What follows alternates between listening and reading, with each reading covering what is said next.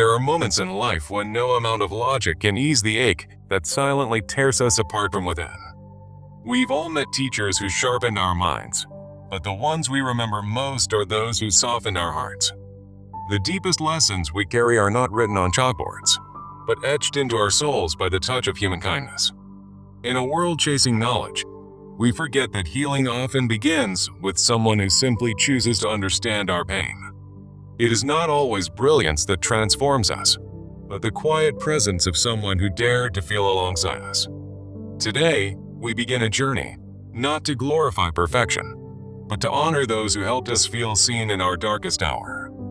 This is a story not of facts and theories, but of emotions, tears, transformation, and the human heart's silent awakening. The road ahead is not paved with answers, but lit by the warmth of those who walked beside us through the storm.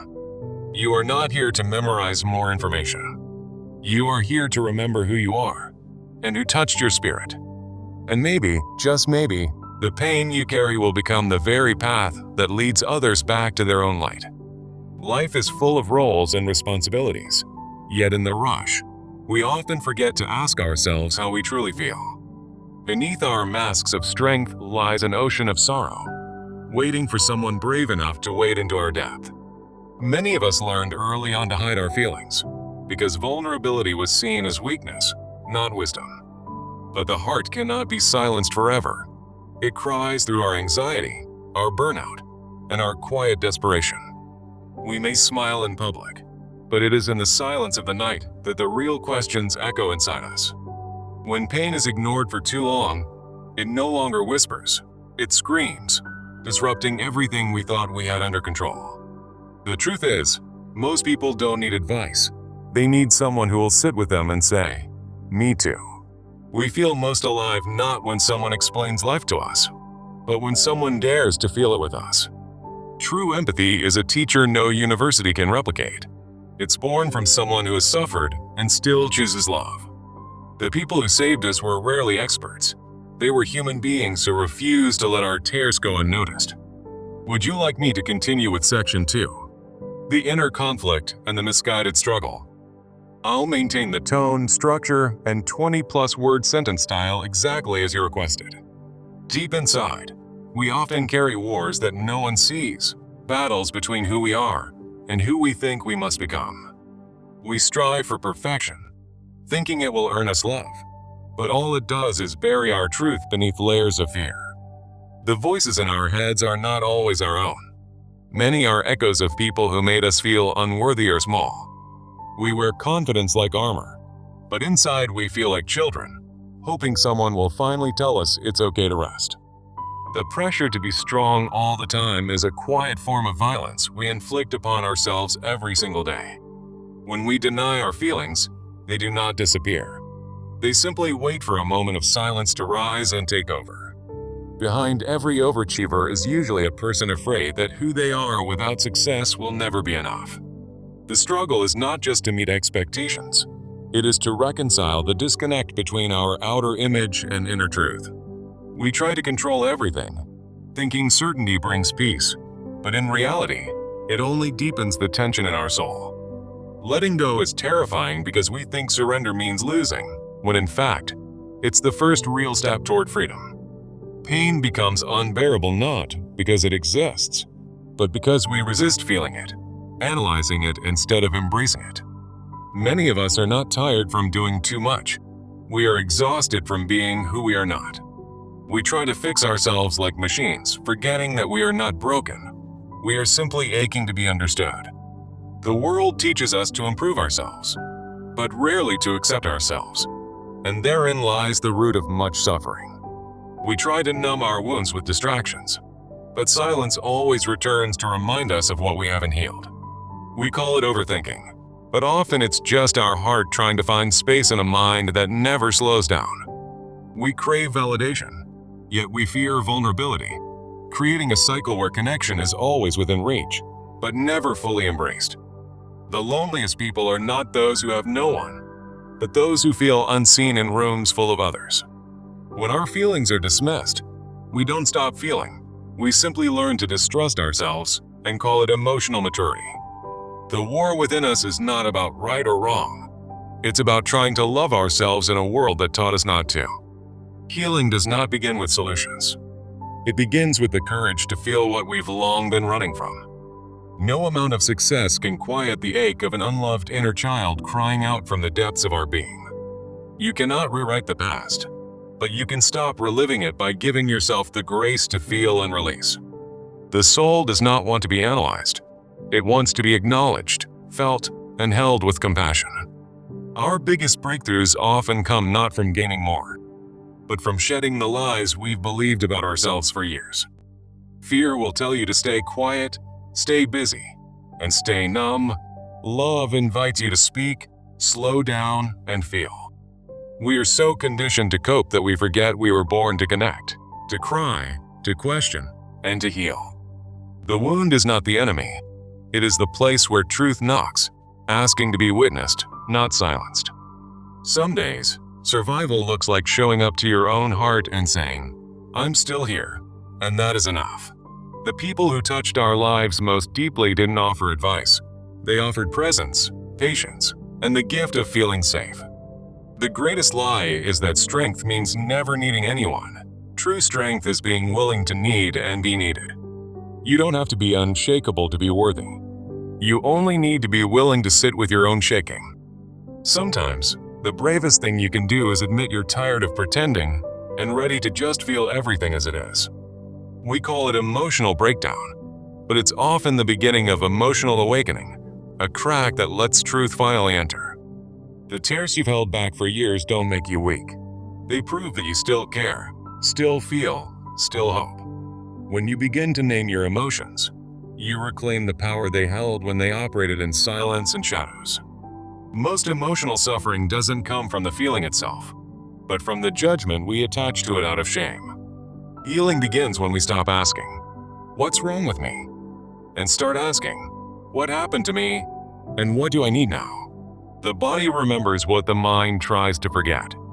Your healing must involve not just thoughts, but sensations and feelings. You do not need permission to feel. Your humanity is reason enough to be gentle with yourself today. So many of us are surviving, but not living, because we're too afraid to let others see the pain behind our smile. The most dangerous story we tell ourselves is, "I have to figure this out alone." You were never meant to. Every soul carries invisible scars, and the ones who understand you best are those brave enough to show you theirs. Pain that is shared is pain that begins to lose its grip. It cannot survive in the light of understanding. Being heard is the first form of healing. It tells the heart, you are no longer invisible. When we feel safe enough to cry, we're no longer breaking down. We're breaking open to something sacred inside us. You were never too much. Your feelings were never too loud. You were just waiting for the right heart to hold them. Those who touched our hearts didn't fix us. They reminded us that we were never broken, only burdened. The greatest teachers are not those who show us what to think, but those who help us feel without shame. The classroom of the heart is built not with rules and facts, but with trust, listening, and a willingness to be real. We often look back and thank the people who challenged our minds, but we owe our transformation to those who held our hearts. The most powerful human moments are not marked by applause, but by silent tears shared in sacred spaces of empathy. We rise not because someone gave us a solution, but because someone made us feel safe enough to fall apart. Your healing does not require perfection. It only asks for honesty and the courage to keep showing up for yourself. It is not your job to impress anyone with your strength. It is your gift to honor your softness. Transformation doesn't begin in achievement. It begins the moment you stop running and start listening to your wounded soul. There is no shame in feeling lost. Often, that is the only honest place from which true direction can emerge. Those who truly see you do not expect you to change. They love you into becoming who you already are. You cannot heal in environments that made you sick. You must seek places where your heart can breathe and grow. Sometimes, the best teacher is a friend who says nothing but holds your hand and reminds you that you're not alone. Emotional transformation begins when we stop blaming the world and start understanding the wounds we carry within ourselves. Pain becomes our greatest teacher when we are willing to listen to its message instead of silencing it with distraction. True growth doesn't look like constant progress. It often looks like falling apart, reflecting deeply, and rising with gentler intentions. We were taught to fear emotions, yet they are the doorway through which healing, clarity, and freedom begin to emerge. The moment you stop running from your pain is the moment it begins to show you who you truly are. We grow not by escaping discomfort, but by turning toward it with the kindness we once needed from others. It takes great strength to sit in silence and say, "I don't have the answers, but I am willing to feel." Awareness isn't just mental clarity. It is emotional courage, the ability to face the shadow without collapsing into despair. Our transformation does not begin with external change, but with the inner decision to meet ourselves where we actually are. The people who changed us forever weren't those who had all the answers, but those who didn't walk away when we broke. Healing is a slow unfolding, not a race, not a competition, but a sacred return to what has always been inside. The most profound awareness arises not in moments of certainty, but in those rare times we embrace our brokenness with compassion. Nothing changes until we feel safe enough to be honest, with ourselves first, then with others. We must allow ourselves to grieve the years spent being who we thought we had to be for approval. The inner voice grows stronger when we quiet the noise of who we think we should be. Transformation comes when you allow your truth to be louder than your fear, even if your voice trembles as it speaks. Not every breakthrough feels like joy. Some feel like mourning the illusions you clung to for far too long. Healing is a rebellion against all the stories that told you you weren't worthy of love, rest, and gentleness. To reclaim yourself, you must first confront the parts of you that believed you were never enough. The people who truly touch our lives teach us how to feel, not how to pretend everything is fine. Every step toward healing is a step away from performance and a step closer to presence. Awareness is not about fixing every flaw. It's about embracing your whole self, even the parts you still struggle to understand. We must stop demanding perfection before we allow ourselves to feel peace. Many of us are not afraid of change. We're afraid of what we'll feel when we stop pretending everything is okay. When you accept your pain, you no longer need to control everything to feel safe. You don't need to be extraordinary to be loved. You only need to be real. Growth isn't always visible. It's sometimes the quiet decision to not abandon yourself in your weakest moment.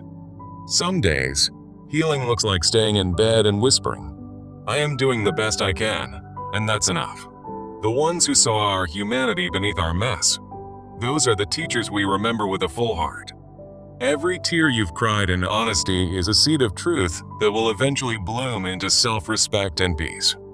The journey of awareness is painful because it asks us to see everything we've tried to hide. But through that honesty, we stop pretending and start living with an authenticity that frees us. The emotions you once called weakness will become the doorway to your most powerful version of self. You don't have to wait until you're healed to start loving yourself. You can begin exactly as you are. Healing doesn't ask for perfection, only presence and the courage to keep choosing yourself again and again. When we stop hiding our wounds, we discover they're the exact places where others most need our light. Every painful moment you survive becomes a bridge for someone else trying to make it through. You were never meant to be perfect. You were meant to be real, connected, and alive in your truth. Awareness teaches us not to fix ourselves, but to sit in stillness until we remember we were never broken. The most powerful transformation occurs when you stop needing to be someone else and begin to love who you already are. The emotional walls we built to protect ourselves eventually become prisons we must learn to tear down with grace. You don't need to be fearless. You just need to be brave enough to keep going while still feeling the fear.